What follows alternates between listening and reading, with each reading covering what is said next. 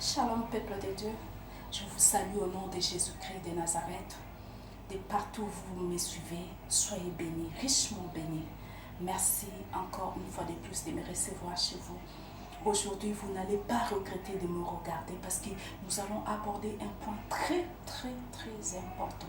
Très important, pourquoi? Parce que c'est le point auquel l'ennemi s'en sert pour égarer beaucoup de milliers d'enfants de Dieu. Alors, sans plus tarder, nous sommes dans les livres d'Osée 4 ou 6. C'est un passage que nous connaissons tous. Je vais le lire pour nous tous. Mon peuple est détruit faute des connaissances, car toi tu as rejeté la connaissance et je te rejetterai afin que tu n'exerces plus la sacrificature devant moi, car tu as oublié la loi de ton Dieu et moi j'oublierai plutôt tes fils. Amen. J'irai un peu vite parce qu'aujourd'hui on a un peu beaucoup de trucs à voir. Sans plus tarder, ce verset est en train de nous dire que vous voyez comment Dieu regrette. Dieu est en train de regretter comment son peuple est détruit par manque de connaissances. Son peuple n'est pas détruit par manque de prières, bien-aimés. Il n'est pas détruit par manque de jeûne. Nous jeûnons suffisamment. Nous jeûnons vraiment. Nous jeûnons beaucoup. Mais ce qui nous manque, c'est la connaissance de cette parole. La connaissance de cette parole, c'est ça qui nous manque. Ça nous manque vraiment. Ça nous manque vraiment. Jusqu'à tel point, ça nous fait périr. Le manque plutôt de connaissances. Le manque de connaissances nous fait périr, nous fait écarter de la voie de Dieu. Bien-aimés, je vous prie vraiment de me comprendre ce matin. Comprenez-moi parce que vraiment, c'est un sujet qui, des fois même, ça me donne beaucoup de tristesse, beaucoup si je peux dire la colère ou comment, je ne sais quoi. Quand je vois les enfants de Dieu s'égarer comme ça bêtement, excusez-moi pour le terme, par manque de connaissances, comment l'ennemi se révèle à des milliers de gens. Il peut se révéler qu'à une personne, 2, 3, 4, mais des milliers de gens suivent leur vision et ces milliers de gens se perdent par manque de cette parole. Aujourd'hui, beaucoup de gens veulent toujours entendre, écouter, savoir qu'est-ce que Dieu dit de moi, qu'est-ce que Dieu veut de moi, qu'est-ce que nous voulons seulement écouter la voix audible de Dieu. Et quand Dieu n'arrive pas à nous parler, nous courons derrière les prophètes, derrière ainsi de suite. Nous voulons seulement écouter la voix de Dieu. Nous voulons seulement savoir qu'est-ce que plutôt Dieu nous dit. Et pourtant, ce que Dieu nous dit se trouve ici. Ce que Dieu nous dit se trouve dans sa parole. La parole de Dieu est bel et bien claire. C'est la meilleure prophétie. La parole de Dieu est la meilleure prophétie de ma vie. C'est cette parole qui me façonne. C'est cette parole qui fait de moi ce que je suis, qui me guérit, qui me délivre. La délivrance, vous cherchez quoi? La délivrance, c'est la parole de Dieu. La lecture de la parole de Dieu, ça chasse même les démons. L'application de la parole de Dieu, ça chasse les démons. Qu'est-ce que vous cherchez? Aujourd'hui, beaucoup se perdent par manque de cette connaissance. Je vais nous illustrer des faits. Le premier, je nous montre d'abord Adam. Adam à l'Éden. Excusez-moi. Adam à l'Éden. Adam avait la parole de Dieu en soi. Dieu lui avait donné une loi à observer. C'était seulement une seule loi. Dieu lui a dit, tu mangeras tous les fruits de tous les arbres que tu vois. Tous les arbres, tu mangeras de leurs fruits, sauf l'arbre de connaissance du bien et du mal et de la vie. Tu n'en mangeras point, de peur que tu ne meurs. Et quelles conséquences qui venaient après cette parole? De peur que tu ne meurs. De peur que tu meurs. Ton Créateur te dit de peur que tu meurs. Mais toi, à cause d'une petite séduction, quelqu'un vient te dire que non, c'est pas comme ça. Si tu en manges, il ne t'a pas dit la vérité. Si tu en manges, tu manges ça, tu ne vas pas mourir. Il sait que tu ne vas pas mourir, mais tu deviendras comme lui. Et Adam, tu avais entendu Dieu, mais tu entends encore une autre personne qui te dit, qui te montre une parole tordue de Dieu. Au lieu d'attendre ton Créateur, ton Maître, celui qui t'a embauché où tu es, celui qui t'a placé à l'Éden, au lieu de l'attendre pour lui demander, ah Maître, tu m'as dit comme ça, mais regarde, écoute ce qu'on m'a dit encore. Est-ce que si j'ai mangé, ça serait comme ça, mes yeux s'ouvriront comme les tiens? Adam s'est précipité sur le fruit. Il a croqué ses fruits, il a mangé les fruits et après il s'est écarté. Adam était sorti du jardin d'Éden par manque de connaissances, bien-aimés. Et l'ennemi était venu qu'avec la parole de Dieu. Et l'ennemi n'était pas venu avec sa propre parole. Il était venu qu'avec la parole de Dieu. Suivez-moi bien, suivez-moi bien. L'ennemi était venu qu'avec la parole de Dieu. Et vous verrez encore le deuxième fait. Il est revenu avec toujours le même système, la même méthode du serpent. Au jardin d'Éden, il était venu sous forme du serpent. Encore devant Jésus-Christ, il se présente encore comme un serpent, avec la même méthode, toujours par la parole de Dieu. Une parole tordue plutôt, inversée. Excusez-moi parce que j'ai un peu la grippe. L'ennemi, quand il veut égarer des milliers de gens bien-aimés, l'ennemi, suivez-moi bien, l'ennemi, quand il veut égarer des milliers de gens, il ne se sert pas de sa propre parole. Parce qu'il sait que tout le monde saura que ça, c'est une parole diabolique, c'est une parole satanique. Il vient qu'avec la parole de Dieu tordue. Regardez, une illustration. La parole de Dieu est là. Elle est debout, par exemple. Je donne un exemple. Ça, c'est la parole de Dieu. Mais quand l'ennemi vient te la présenter, l'ennemi ne viendra pas avec une parole debout comme ça. L'ennemi va inverser cette parole, va te présenter une parole comme ça. La parole de Dieu, mais dans cette position-là. Vous voyez? La parole de Dieu est là debout, mais l'ennemi, quand il veut te la présenter, va la tourner comme ça, va tordre le sens de cette parole. Il tord le sens de cette parole et puis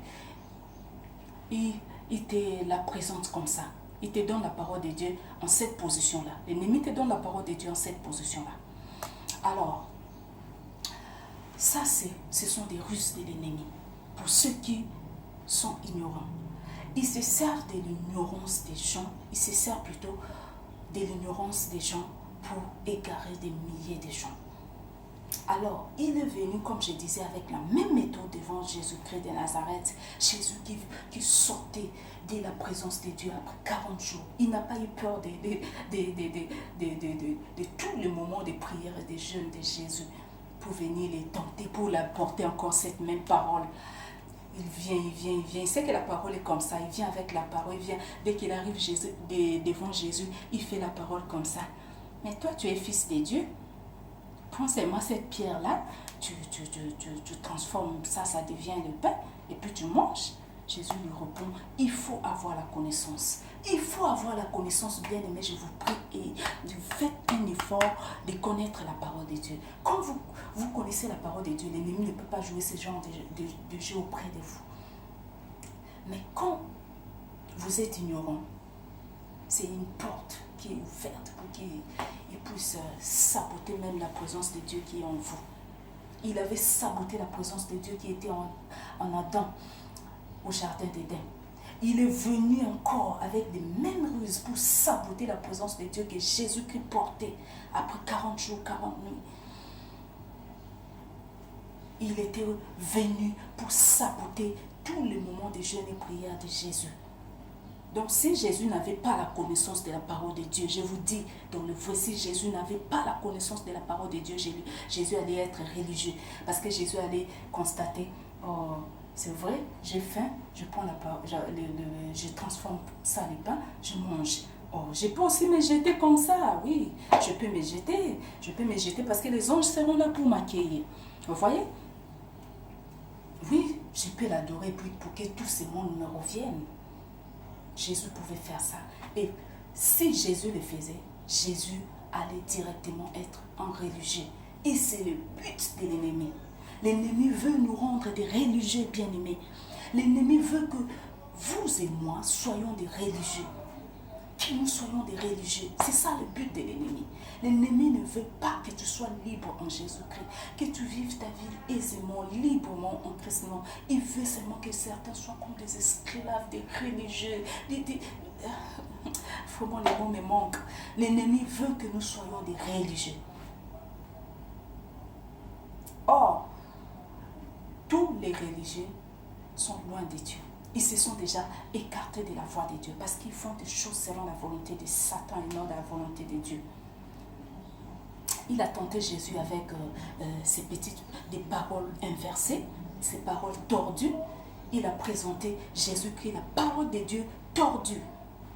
Tordue, bien-aimé, tordue. Et beaucoup d'enfants de Dieu aujourd'hui, l'ennemi est en train de les prendre par ça. L'ennemi est en train de les garer. Il est en train de les faire périr par ça. Parce que vous voulez écouter la voix de Dieu. L'ennemi se déguise en ange de lumière et vous apparaît. Et pourtant la parole de Dieu est là.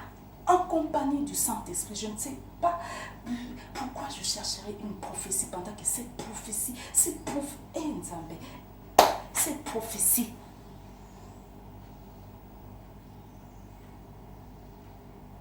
prophétie est valable. Si je peux dire valablement valable.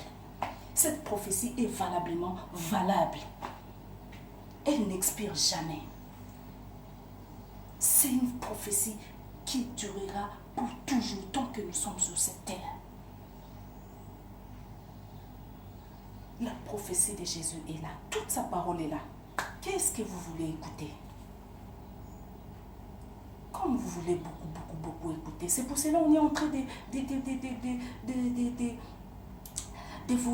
vous égarer de la voie de Dieu. L'ennemi sort, il vous sort avec, l'ennemi plutôt vous apparaît avec un verset par exemple, je donne un exemple, il apparaît avec un verset de 1 Timothée 2:9, 10, la femme.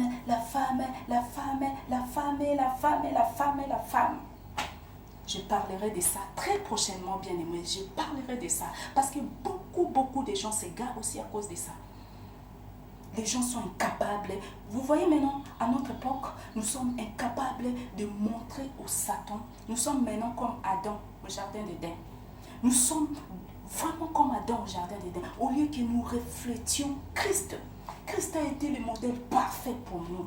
Il nous a montré que l'ennemi pouvait venir avec la parole de Dieu tordue pour nous la présenter. Et que s'il s'est présenté, voilà comment vous allez, vous allez le répondre. Mais l'ennemi se présente avec des paroles tordues. Même les français est clair, mais même les gens qui comprennent les français, je ne sais pas comment ils sont brouillés par des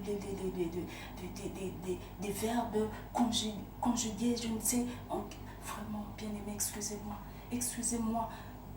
Vraiment, lisons, prenons le temps de comprendre Dieu. Prenons le temps de comprendre Dieu.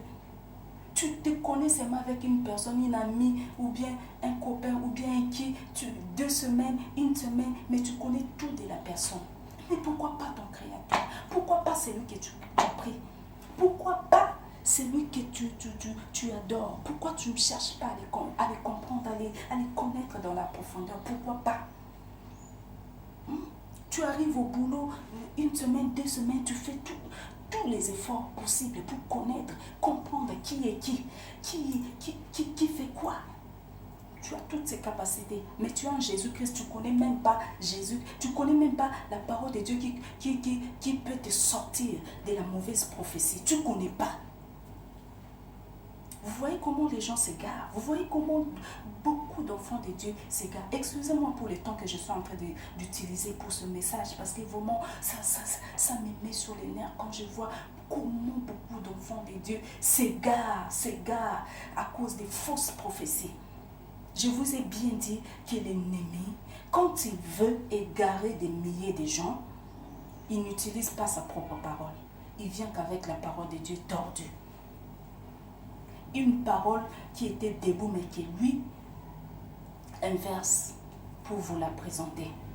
Il vient qu'avec cette parole mal comprise, avec une mauvaise compréhension de la parole de Dieu, pour vous la présenter. Jamais il vous dirait que Jésus-Christ était mort sur la croix pour vous. Si vous le croyez, vous serez sauvés. Jamais l'ennemi peut vous dire une telle parole. Jamais. Il viendra qu'avec des paroles comme la femme doit être comme une esclave, la femme, une parole mal tordue. Je vous promets que je parlerai de ça très prochainement. Très prochainement, vous allez, nous allons plutôt partager sur ça, si Dieu nous le permet. Parce que je pensais peut-être le partager aujourd'hui, mais Dieu m'a conduit autrement. Dieu m'a dit de commencer d'abord par ça. Alors, voilà pourquoi nous avons partagé ceci. Parce que beaucoup d'enfants de Dieu sont en train de s'égarer. Retenez ceci. L'ennemi veut que nous soyons des religieux. Faites attention, bien-aimés. Ne soyez pas des religieux. Vivez la vie de Jésus-Christ. Dieu veut que nous soyons comme Adam dans les jardins d'Éden. Dieu veut que nous soyons libres. Libres d'aller où nous voulons. Libres de faire tout ce que nous voulons. Mais que notre liberté ne puisse pas nous amener dans le mal. Que nous soyons des maîtres de notre liberté.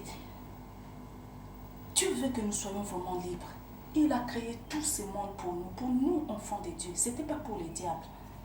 Ce n'était pas pour les diables, c'était pour nous. Et c'est toujours pour nous. Nous qui sommes en Christ, c'est pour nous. Ce monde nous appartient. C'est pour nous. C'est pour nous, je vous dis. C'est pour nous. C'est pour nous, enfants de Dieu.